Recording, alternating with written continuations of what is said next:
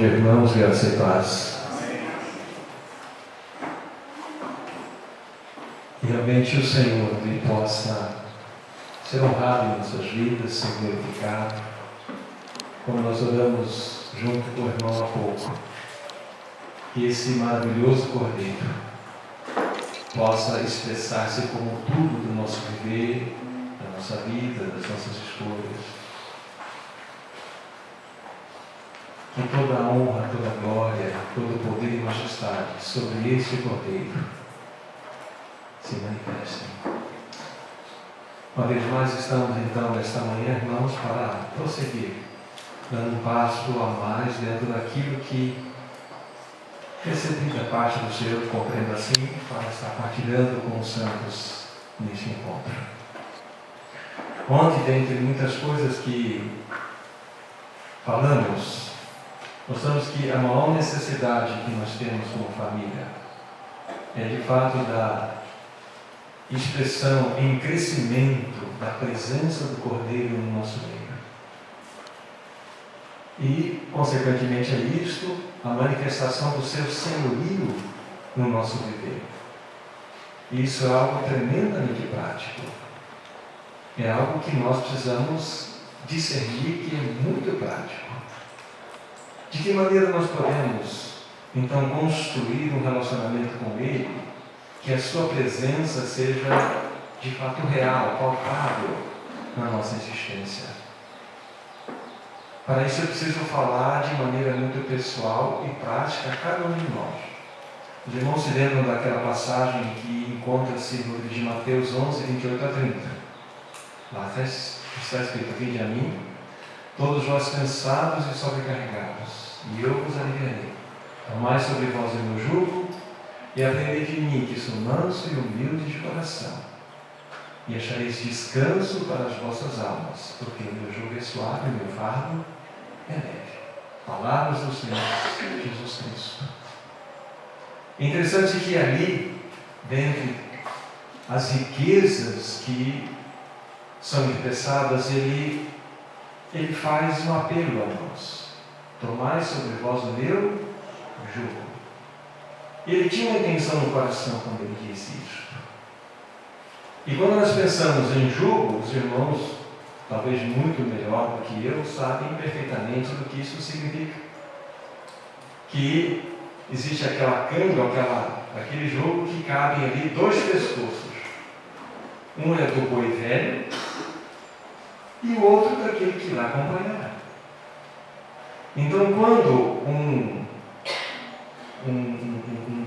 campezinho, um que mora no campo, quer de fato tratar com o seu boi novo, aquele boi cheio de vigor, cheio de saúde, impetuoso, às vezes até descontrolado, o que esse campezinho faz? Ele pega esse boi novo, coloca junto ao boi velho, na mesma canga. E o boi velho, então, que é obediente, é manso, é tranquilo, ele vai conduzir aquele boi novo pelos caminhos, os quais ele já aprendeu com muita segurança. Então o boi velho sabe que tem que andar em passos tranquilos, seguros, porém firmes, direcionados. O boi novo, muitas vezes, ele quer parar, é empacado, mas é hora de ele prosseguir. Ou às vezes o boi novo quer ir rápido demais e o boi velho segura. Então há uma luta ali acontecendo. Mas o que o Senhor Jesus quer nos mostrar com isso? O que a lição das Escrituras apontam para nós como experiência prática? O que está ou de fato acontecendo ali, nesse exemplo? O boi velho está sendo formado no boi novo. Não é isso que está acontecendo? O boi novo está aprendendo o boi velho. Ou seja, o caráter do boi velho está sendo infundido no boi novo. Este é o andar com o Senhor Jesus Cristo. E quando nós colocamos o nosso pescoço na canga dele, esse crescimento da sua presença se torna real em mim. Porque nesse andar, nesse mesmo jugo, eu começo a aprender a Cristo.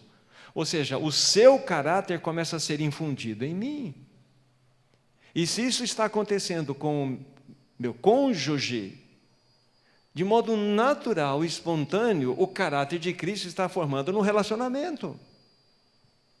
Então é por isso que ontem, quando também disse, olhando um pouco das belezas que há, simplesmente quando nós examinamos o cordeirinho, um animalzinho criado por Deus. Dentre as muitas belezas que há, nós destacamos a mansidão e a pureza. Mas algo que nós dissemos também, que Deus havia, no caso do animalzinho, criado o cordeiro para um fim, para morrer. Ele nasceu para ser sacrificado. Aí vocês se lembram que eu havia dito, lógico, que nós não podemos fazer a aplicação exata na pessoa de Cristo, porque Cristo é a única pessoa deste universo que, quando nasceu, já existia. Então, quando ele veio com a sua natureza divina, que lhe é própria, assumiu uma nova natureza, uma natureza humana, então ele se manifestou no meio da humanidade. E essa vida, então, é exatamente aquela que é oferecida por nós naquela cruz. Então, é aí que ele nasceu para morrer. Aí eu posso aplicar estas palavras. Então, quando nós olhamos para a figura do Cordeiro, nós vemos essa beleza, essa realidade tão linda. E então, quando nós colocamos nosso pescoço na mesma canga dele, significamos nós estamos andando no caminho da cruz, porque o Cordeiro veio a este mundo para morrer. E sabe o que me surpreende, irmãos e irmãs, quando eu penso nesse assunto? É que quando nós ganharmos um corpo glorificado, ganharemos um corpo glorificado igual ao de Cristo, mas haverá uma diferença. Pela eternidade, o nosso amado Senhor, o Cordeiro de Deus, trará no seu corpo as marcas da cruz, em sinal de amor por você e por mim. Pela eternidade. Para que o registro do seu amor por nós esteja estampado pela eternidade, o quanto Ele nos amou. E Ele nos convida a colocar a nossa cabeça na sua canga, na sua mesma canga, para que nesse andar, nesse desfrutar de comunhão, o seu caráter vai sendo mais e mais infundido em nós. Esta é a figura de Mateus 11, 28 a 30. Cristo sendo formado em nós. E na medida, irmãos e irmãs, que isso vai acontecendo, o caráter dele vai sendo formado na família, irmãos e irmãs. Vai sendo formado no marido, vai sendo formado na esposa. Lembrando que é impossível nós caminharmos em qualquer instância, tanto pessoal como também coletivamente, e no contexto da família, é impossível acontecer uma manifestação real do alto se não for pela cruz. O caminho da cruz é inegociável. Inegociável. A cruz não fala de sofrimento, irmãos. A cruz fala de morte. Porque a partir do momento que nós, de fato, decidimos a negar a nós mesmos e tomar a cruz e após Ele, isto é um registro de morte. Aqueles irmãos, aqueles casais que falam, estou sofrendo, estou padecendo, estou carregando a minha cruz, não discerniu o que é a cruz. Este meu marido é a minha cruz, essa minha esposa é a minha cruz. De forma alguma. Porque se nós discernimos muito bem o que é cruz, significa morte. E devemos guardar muito bem isto. O cônjuge que nós temos foi uma provisão de Deus para a nossa vida. Todos nós, irmãos, como maridos e como esposas, temos traços emocionais irritantes para o outro. Ou estou falando bobagem? Não é assim que muitas vezes a minha maneira de ser, a minha maneira de falar, de agir, de reagir, irrita o meu cônjuge? E da mesma forma, ao contrário, muitas vezes a maneira como o meu cônjuge se apresenta para mim, aquilo gera uma coisa, não é isso? Mas isso é o preparo do Senhor. Eu tive um professor, Herbert Clevenger, um irmão precioso, já está no Senhor. Ele dizia assim, com um sotaque americano, que não vou imitar aqui, ele fala assim: meus alunos, meus queridos alunos, o Senhor é muito interessante, Ele nos coloca numa armadilha, Ele deu o casamento para nós. Nós perguntávamos: mas como, professor? O casamento é uma armadilha? É uma armadilha santa de Deus, porque é exatamente nesse contexto que o caráter de Cristo será formado. Então, se vocês que não tinham ainda, entre aspas, caído na armadilha, caiam com graça, porque é ali o primeiro contexto, o primeiro ambiente onde Deus tem para formar o caráter do seu Filho em nós. Então, por favor, a sua esposa, o seu esposo, é exatamente esse presente maravilhoso que Deus tem para você e para mim, e como eu para minha esposa. A questão é colocarmos a nossa cabeça na mesma canga de Cristo. E o seu caráter será infundido em nós, será formado em nós. Vocês se lembram ontem que, isso ainda nós não iremos fazer hoje, quando de fato nós tivermos a compreensão clara de que a nossa maior necessidade é o Cordeiro no centro, tanto pessoal, lógico, estamos enfatizando na vida do conjugal, na vida do casal. Enquanto isso não for muito bem definido, como que poderemos falar de princípios? 10 lições como ter um casamento feliz. 5 caminhos para que o seu lar se transforme numa bênção. Essas coisas existem por aí. Mas sem a presença do Cordeiro, nós não vamos para lado nenhum, irmãos e irmãs. Nós precisamos que o Cordeiro assuma a sua posição no nosso lar, de maneira real. Isso precisa acontecer no nosso coração. O Cordeiro precisa ser aquele que vai exercer o seu senhorio em nossas vidas. Então, como eu estava dizendo, lembrando até algo que o irmão deixou registrado em um dos seus livros. O casamento, ele não é um tribunal de acusação, é uma escola de aprendizado. Se nós, como especialistas fomos colocar todos os apontamentos num papel que teriam forma de acusação contra o cônjuge, as listas seriam grandes. Mas isso não pode acontecer num relacionamento. O relacionamento é uma escola. E não somos nós, levantados por Deus, que devemos mudar o outro. O grande mal de um relacionamento é nós nos elegermos como aquele que vai transformar o cônjuge naquela pérola preciosa que nós entendemos que ela deve ser, ou o cônjuge deve ser. Não é este o intento do casamento. Quem nos transforma é esse Cordeiro que habita em nós. É o Espírito Santo que revela mais e mais a Ele em nós.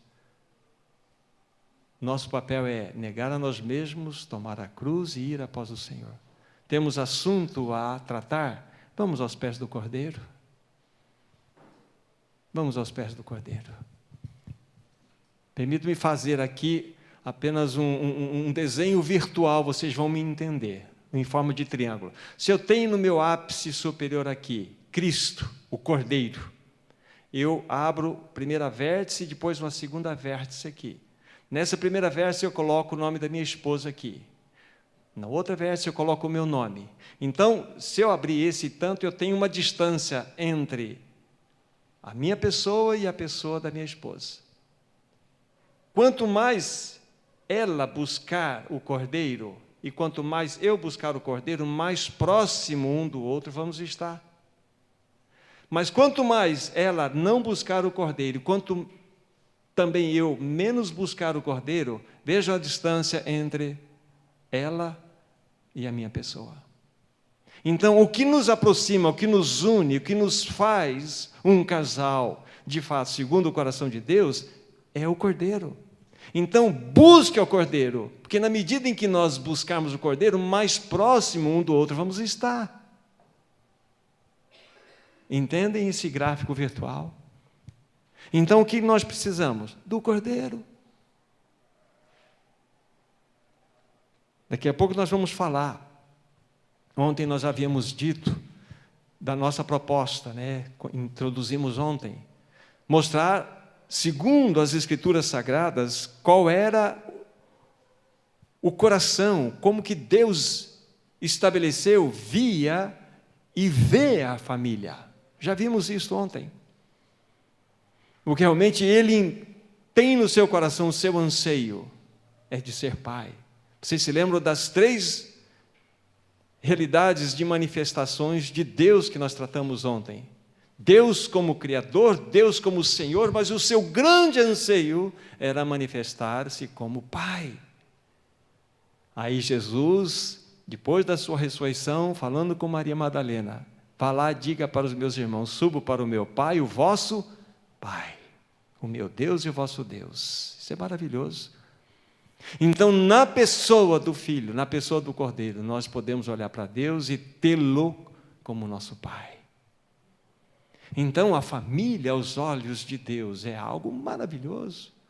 Mas o que aconteceu? O pecado entrou e trouxe tudo isso que nós conhecemos.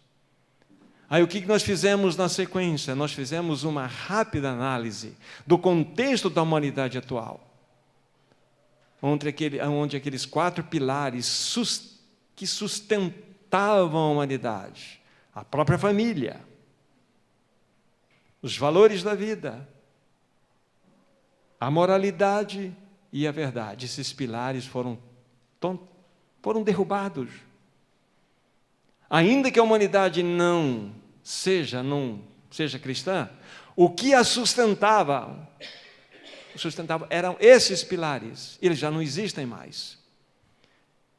Vimos qual é o conceito familiar desse mundo, conceito dos valores desse mundo, o conceito da moralidade desse mundo e o conceito da verdade desse mundo.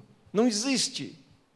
Então a humanidade está em rota de colisão, por isso que é a próxima vinda do Senhor. E nós estamos, como povo de Deus, no meio disto. Então, nós precisamos nos aperceber do que está acontecendo em nosso meio, para que nós façamos a diferença nesse tempo do fim.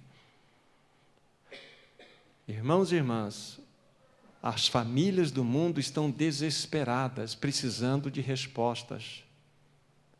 Mas sabe o que é o grande mal? Nós que deveríamos ter a resposta como povo de Deus, sofremos dos mesmos problemas. Divórcio, adultério, depressão, problemas. Por quê? O Cordeiro não está mais na presença, não está exercendo mais a sua presença pontual na família cristã.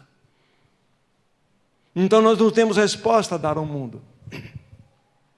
Homens não cumprem os seus papéis dentro dos lares. Mulheres tentam exercer um papel que não foi dado a ela. Tudo isso porque o Cordeiro não está no centro. Então nós precisamos levar isso muito a sério, irmãos e irmãs. Que bom seria aqui trazer aqui um monte de regras, faça isso, faça aquilo, não faça aquilo outro. E dar um monte de papelzinho de regras. Não vai funcionar. E nós vamos ver nas Escrituras Sagradas por que não vai funcionar.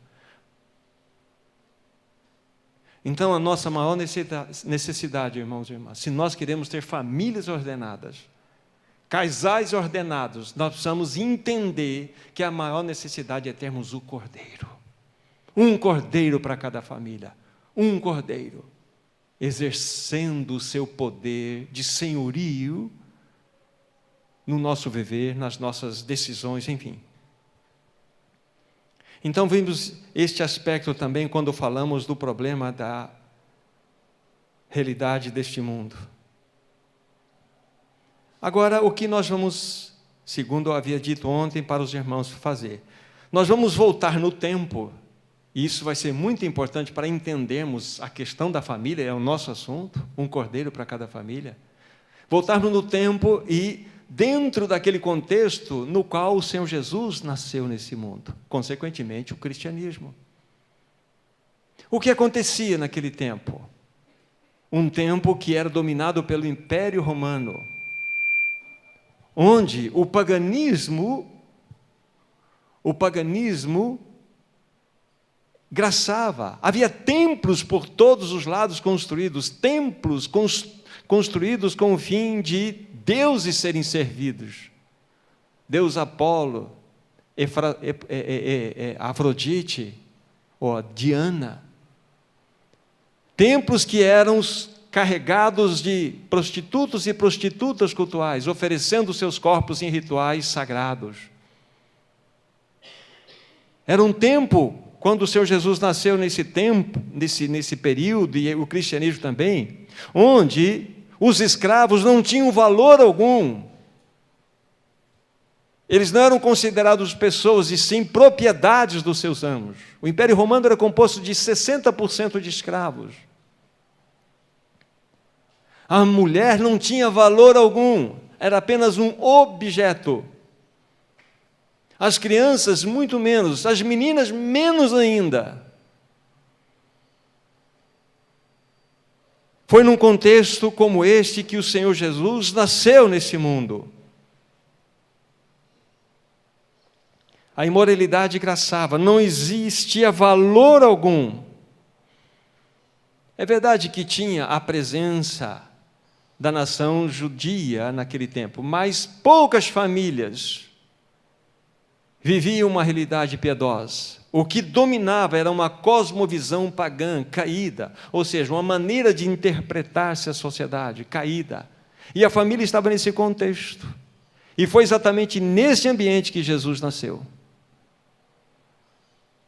Agora, entendo que se faz necessário aqui deixar um registro para os irmãos da obra gloriosa que o Senhor Jesus Cristo fez por nós naquela cruz.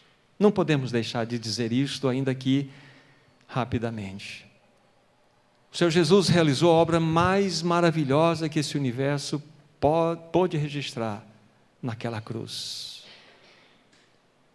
Ali, a obra da salvação, e essa palavra é muito ampla, ela precisa ser vista em 4 aspectos diferentes.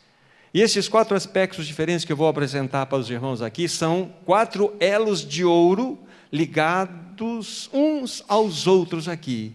São inseparáveis, porque estas 4 aspectos da experiência com Ele, ou que Ele manifestou, são importantes para nós. O primeiro aspecto da obra de Cristo na cruz, devemos entender que Ele morreu por nós naquela cruz de maneira substitutiva. Verdadeiramente, Ele morreu de modo substitutivo lá naquela cruz. Quando vocês pensam na velha aliança, vocês vão se recordar que um cordeiro deveria ser apartado, que deveria cobrir todas aquelas características maravilhosas de escolha, deveria ser perfeito, de 1 ano, sem mancha, sem mácula. Esse cordeiro, então, era apartado para substituir o pecador, no caso, estou falando da velha aliança, substituir o pecador numa morte. Não foi isso exatamente que o Senhor Jesus fez por nós? Ele tinha que ser sem mancha, sem mácula, tinha que ser perfeito. Verdadeiramente, Ele nos substituiu lá naquela cruz, quando Ele morreu por nós. Esse é o primeiro aspecto da obra salvífica. O segundo aspecto é o aspecto vicário. significa algo mais, significa que Ele não somente nos substituiu, mas Ele foi aceito legitimamente por Deus como nosso substituto. Aceito legitimamente por Deus como nosso legítimo substituto. Vicariamente Ele nos substituiu lá. Não era apenas um cordeiro que morreu por nós, mas Deus olhou para aquele cordeiro na velha dispensação e viu que ele vicariamente seria o substituto do pecador. Mas não para aí o sacrifício. Ele não apenas seria um substituto, não legitimamente nos representaria o pecador, mas ele precisaria ser morto e seu sangue derramado. Fala-nos do terceiro aspecto do sacrifício, que é o expiatório, derramamento de sangue. Então já estamos no terceiro, porque sem derramamento de sangue não há remissão de pecados, não há. Mas há um quarto aspecto do sacrifício, é o identificativo. Vocês se lembram que aquele cordeiro, capítulo 16 de Levítico, vocês podem conferir lá depois, aquele cordeiro que era separado, eram na realidade separados 2 cordeiros, mas vamos falar de apenas um no aspecto sacrificial. Vinha lá o sacerdote, impunha as mãos sobre a cabeça do cordeiro, transferindo todo o pecado para aquele cordeiro, porque ele seria sacrificado e carregaria os pecados de toda a nação de Israel. Ou seja, estava havendo ali uma identificação entre o pecado do povo de Israel e o cordeiro. Esse é o sacrifício identificativo. Fala-nos perfeitamente da obra de Cristo na cruz. Ele nos substituiu, Ele vicariamente nos representou, legitimamente, Ele derramou seu sangue para perdoar todos os nossos pecados, mas Ele nos identificou na sua morte. Pergunta: em que momento nós fomos incluídos em Cristo? Ele foi crucificado às 9 horas da manhã e rendeu seu espírito às 3 horas da tarde. Para que essas 4 realidades pudessem ser plenamente cumpridas nele, então nós temos uma ordem.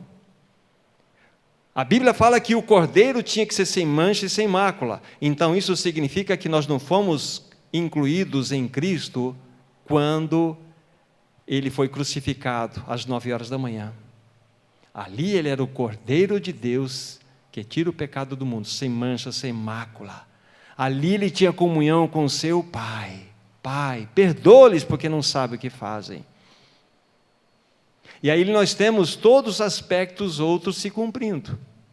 Deixe-me chegar logo ao quarto.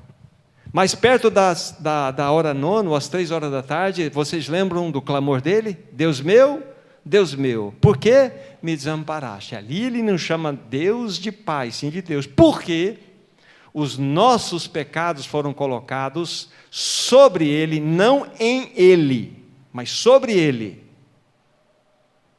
Ali houve a nossa identificação nele. Ou seja, somos identificados na morte de Cristo e não no sofrimento de Cristo. Não é claro para nós isto? Então, são os 4 aspectos do sacrifício que o Senhor Jesus Cristo realizou para nós. São elos de ouro que são inseparáveis. Quando eu falo de um, falo necessariamente do outro.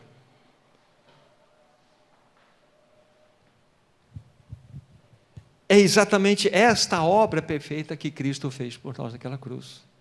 Nós fomos identificados na sua morte. Então, esta é a obra maravilhosa que o Senhor Jesus Cristo fez por nós naquela cruz. Agora, pensando na vida do Senhor Jesus, que Ele viveu aqui na terra, permitam-me falar daquele período que Ele se encontrava aqui no meio dos seus. Que tipo de vida Ele viveu? A resposta é simples, uma vida celestial. Ele não vivia uma vida celestial quando ele ia lá no templo ou quando ele visitava uma sinagoga. Ele vivia uma vida celestial quando ele ia na casa de pecadores. Ele foi acusado de ser glutão e beberrão. Mas ele vivia uma vida celestial em todos os âmbitos. E é exatamente isso que começou a provocar um trepidar em todo aquele império romano. Porque ele vivia uma vida celestial. Então, onde estou indo com os meus irmãos? Estamos falando de um cordeiro para cada família. Mas estamos vendo aqui em que contexto o Senhor Jesus nasceu. Consequentemente, o cristianismo nasceu dentro desse contexto. Estamos no ponto exatamente de mostrar que o Senhor Jesus viveu nesta terra uma vida celestial. Ele viveu debaixo da plena vontade do seu Pai. Não a minha, mas a tua vontade seja feita, ó Pai. Eu desci do céu não para fazer a minha vontade, mas a daquele que me enviou. Uma comida eu tenho para comer, e esta é fazer a vontade do meu Pai. Ele viveu uma vida celestial. Daqui a pouco vocês vão me entender por que eu estou dizendo isto. Agora, quero que vocês abram comigo as Bíblias. Primeira Epístola de João, capítulo 2. Aí vamos voltar para nós uma questão. Primeira Epístola de João, capítulo 2, versículo 6.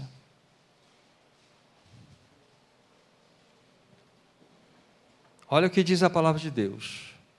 Aquele que diz que permanece nele, esse deve andar assim como ele andou. Então está falando para todos nós que nascemos de novo. Há aqueles que dizem que permanecem nele.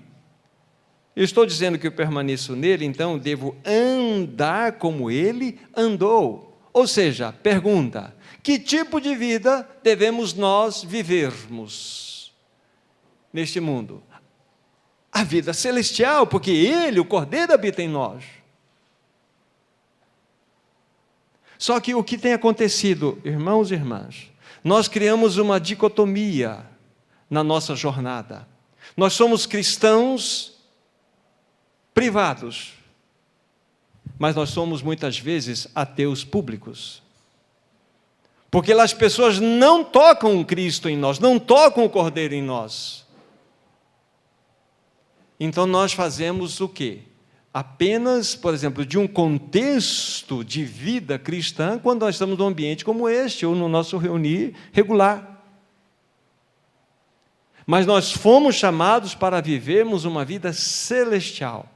O casal foi chamado para viver uma vida celestial. Uma vida através da qual o caráter do Cordeiro possa ser expresso. E as pessoas vão ver em nós o Cordeiro. Isso é muito prático, irmãos e irmãs. Lembre-se, por favor, desse aspecto, de nós colocarmos a nossa cabeça junto à canga do boi velho. A figura do Senhor Jesus, segundo o livro de Marcos, que ele é o boi velho, o boi experiente. E quando nós colocamos a nossa cabeça na mesma canga, o seu caráter mais e mais será infundido em nós. Será infundido na família. Então, em que ponto nós estamos aqui? O Senhor Jesus, quando veio a este mundo, ele viveu uma vida celestial. Ele impactou a sociedade então. É verdade que o preço do impacto da sua vida o levou para a cruz. Que tipo de vida o Senhor deseja que nós vivamos? Que tipo de vida o Senhor deseja que o casal expresse, se não a celestial? Veja o que diz, por favor, Filipenses capítulo 1. Filipenses capítulo 1.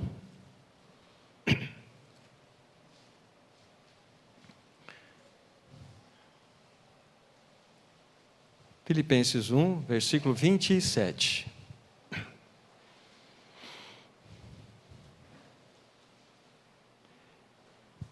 diz assim: vivei acima de tudo, por modo digno do Evangelho de Cristo, para que, ou indo ver-vos, ou estando ausente, ouça no tocante a vós outros, que estáis firmes em um só espírito, como uma só alma, lutando juntos pela fé evangélica. Vivei.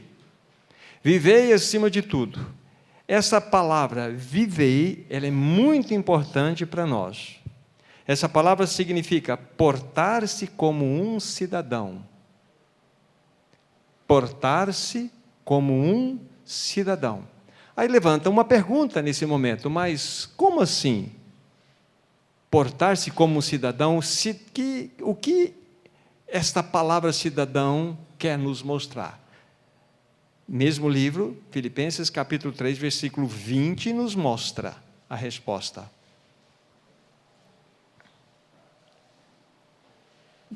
3:20 de Filipenses: pois a nossa pátria está nos céus, onde também aguardamos o Salvador, o Senhor Jesus Cristo.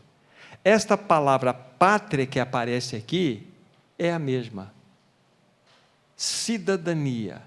Ou seja, juntando os dois versículos, nós temos a seguinte direção: devemos nos portar como um cidadão celestial. Este é o chamado de cada um de nós, este é o chamado para o cônjuge, para a família. Nos portarmos como cidadãos celestiais. Aí vocês devem estar perguntando, mas onde você quer chegar com toda essa situação?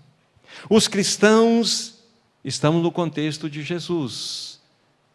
E depois da sua partida, aí tem a história da igreja primitiva. Os cristãos daquela realidade, daquele tempo, viviam uma vida celestial.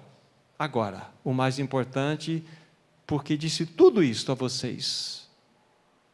Lembre-se, aquele contexto que foi o berço do nascimento do Senhor Jesus e o berço do nascimento do cristianismo, um contexto paganizado, onde não havia valores familiares, valores dos escravos, valores das crianças, não havia valores. Depois que os cristãos começaram a viver, a portarem-se como cidadãos celestiais, houve uma implosão, houve um impacto tão grande no Império Romano, que a cosmovisão, a maneira deles lerem toda a realidade do mundo, mudou-se completamente, por causa de um cordeiro que vivia dentro de uma família. Os escravos, lembram, 60% da população do império, que era um conquistador, 60% era composta de escravos. Os escravos eram tratados como negócios, como propriedade. O seu dono poderia fazer o que bem entendesse, desde a punição, desde uma punição mais severa até a morte, não havia lei alguma que pudesse puni-lo. Aí quando vocês leem o livro de Filemão, por exemplo, vocês têm a história de Onésimo. Era um escravo de Filemão. Ele roubou Filemão e fugiu para Roma. Era muito comum isso acontecer. Mas ele foi cair onde? Nos braços de Paulo. E Paulo então fala do Senhor para ele, apresenta o cordeiro para Filemão e fala assim, para Onésimo: você vai voltar. Você vai voltar. Lá para Colossos, lá com teu Senhor. E irmã, ele faz aquela carta tão linda, tão inspirativa. Agora imaginem só uma cena, apenas para elucidar. Um reunir ali no primeiro dia da semana, no domingo de manhã, vamos dizer que estávamos num ambiente aberto como este, transeuntes passando do lado de lá, do lado de cá, vendo a cena da igreja reunida, Filemão, o Senhor, junto de Onésimo, abraçados, chorando diante da mesa do Senhor. Isso era uma loucura para o Império Romano. Mas o que estava acontecendo? Havia um cordeiro que fazia diferença. As mulheres que eram tratadas apenas com objetos, elas foram realmente e totalmente valorizadas, porque o Senhor as valorizou. Já vou chegar no ponto importante para vocês. As crianças que tinham pouco valor, as meninas não tinham valor algum, vocês sabiam disto? Há registros históricos, não só de grandes mandatários do governo romano, mas também de outras situações, onde algumas cartas registram assim: a pessoa estava numa viagem, a sua esposa estava então prestes a ganhar um bebê, e a carta que o marido escrevia era mais ou menos o seguinte: olha, se for menino, vista-o de manto real, se for menina, joga-o no lixão para que os cachorros comam. Era assim. Esse era o valor, essa era a realidade do ambiente no qual o cristianismo nasceu. Mas, agora, o ponto. Sabe o que mais impactou o Império Romano? O que impactou aquele povo que vivia naquela situação de escravidão? Foram as famílias, que foram ordenadas, irmãos. Famílias que estabeleceram o cordeiro como centro. O cordeiro começou a tomar conta do coração de um esposo, de uma esposa, de filhos. As famílias começaram a ser ordenadas. Estas mesmas famílias cristãs iam lá para os lixões dos romanos e pegavam aquelas crianças, aquelas meninas lançadas para morrer, e criavam as meninas. Isso impactou o império. Foi um cordeiro. Não foi um casal mandar um recado para o apóstolo: vem aqui eu preciso fazer uma consulta, eu estou com um problema com a minha esposa, com o meu esposo. Isso não existia. Eu preciso de algumas técnicas, eu preciso de algumas recomendações para ajustar. O que na realidade era necessário era o cordeiro. Eles tinham o cordeiro, irmãos e irmãs. Isso impactou profundamente aquele império. Foi o maior impacto da história. Não foram as curas miraculosas feitas por aqueles apóstolos, aqueles irmãos que na sequência da igreja primitiva eram instrumentos a fazer. Não foram libertações profundas, mas famílias ordenadas. Então, quando nós falamos que é necessário um cordeiro para cada família, nós temos que levar a sério isto. Um cordeiro precisa ser aquele que é o centro. Irmãos, isso mudou, impactou o mundo. O cordeiro. E por que não impacta a nossa vida? Por que não impacta a nossa vida? Nós que teríamos a resposta para dar a esse mundo, sofremos dos mesmos problemas: adultério, separações, depressões, e ficamos buscando cartilhas. Esquecemos de estabelecer o cordeiro como centro, como aquele que é o absoluto. Esquecemos de colocar a nossa cabeça na mesma canga, para que o seu caráter seja infundido, imposto em nós. Oh, irmãos e irmãs, do que as famílias nesse tempo agora precisam? Será que precisam de técnicas? Precisam de aconselhamentos? Sim, até penso que os aconselhamentos, quando se fala do cordeiro, são muito bons. Mas, às vezes, conversar com casais para ouvir coisas que a gente ouve, será que isso pode, se isso não pode, se isso é certo, se isso não é errado, é rebaixar demais aquilo que foi pago com tanto e alto preço para nós, naquela cruz. Irmãos, o que nós precisamos é do cordeiro como centro de nossas vidas. Aquelas famílias tinham um cordeiro no centro de suas vidas.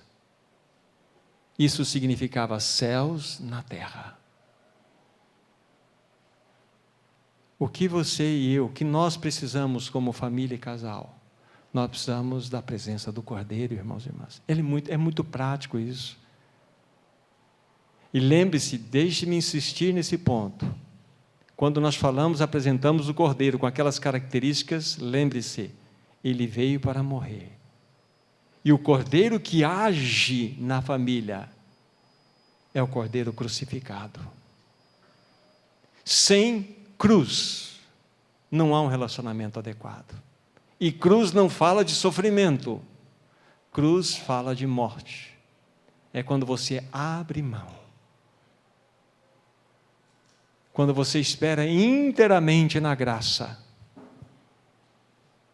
É isso que o Espírito precisa levar a cada um de nós, como casal, como família, a, de fato, experimentar. Precisamos do Cordeiro no centro. Precisamos que Ele assuma.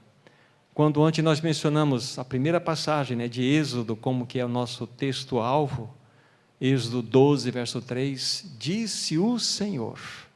Ele disse várias e várias verdades lá. Aí nós chegamos àquela que na minha versão aparece, um cordeiro para cada família.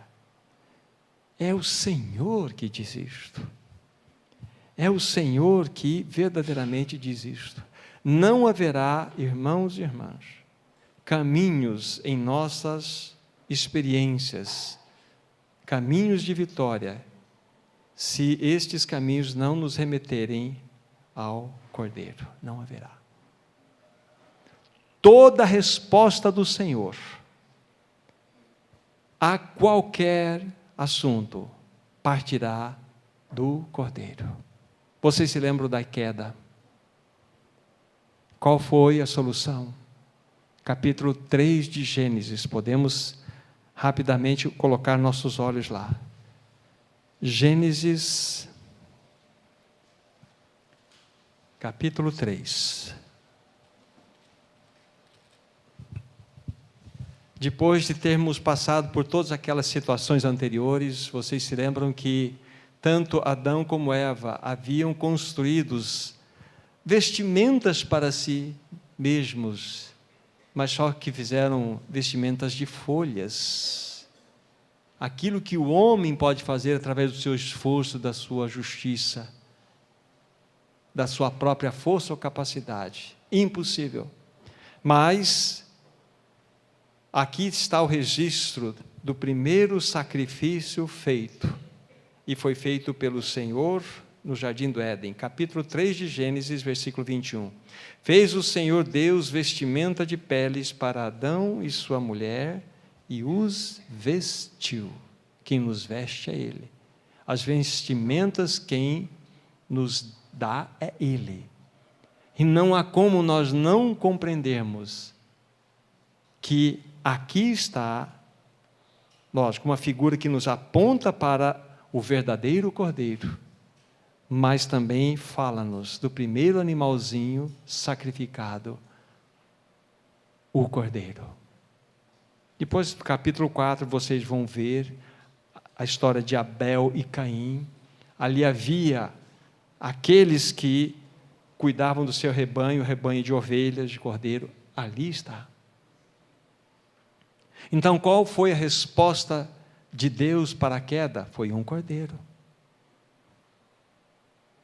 Agora, vamos pegar no capítulo, bem pertinho onde nós estamos aqui, no livro de Gênesis, nós vamos pegar o capítulo 22.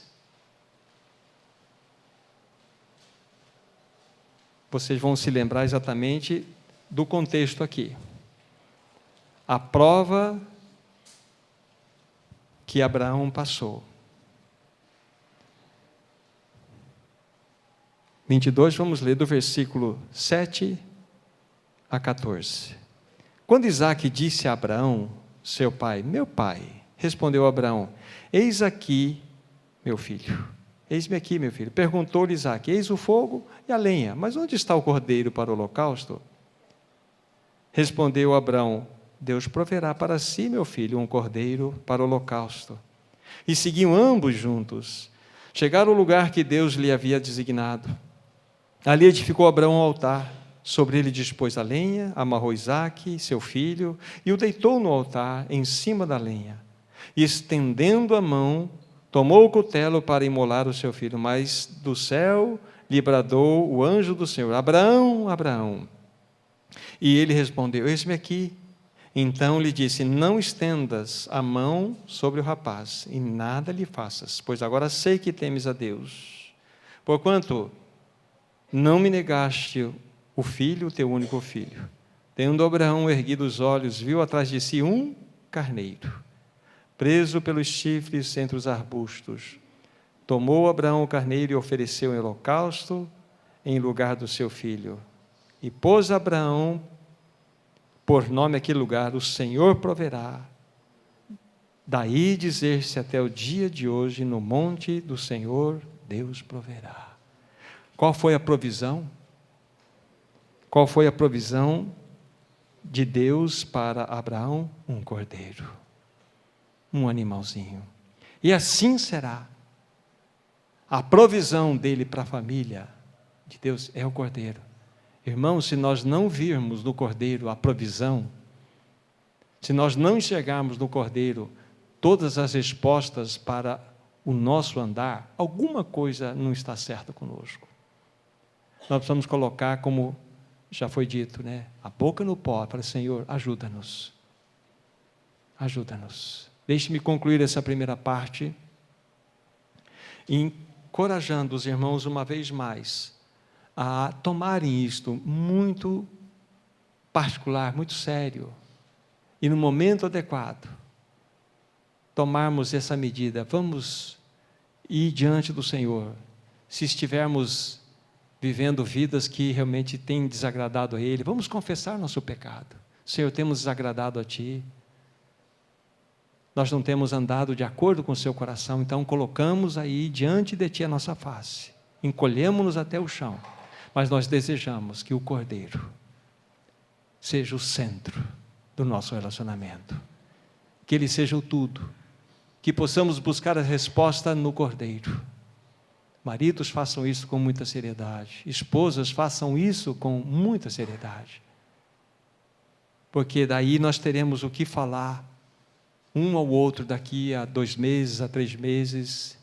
O Cordeiro está reinando. Estamos avançando. O Cordeiro está reinando. Temos tido lutas? Sim, mas o Cordeiro está reinando. Então ele precisa reinar, irmãos. Deseje isso no seu coração, porque Deus está pronto a lhe oferecer, a lhe entregar. Então que o Senhor nos ajude. Vamos ter uma palavra de oração. Nosso querido Pai, não há palavras que sejam suficientes para expressarmos diante de Ti a gratidão que há em nós, pela Tua perfeita provisão, porque Tu és o Deus que proverá.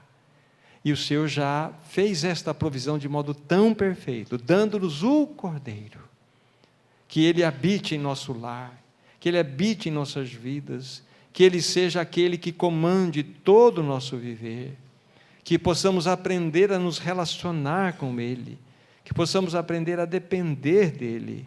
Ó Senhor, nos ajude.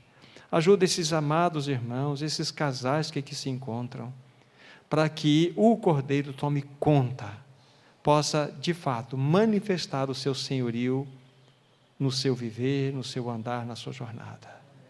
Graças te damos pela tua própria vida em nós. Em teu nome, Jesus, oramos. Amém.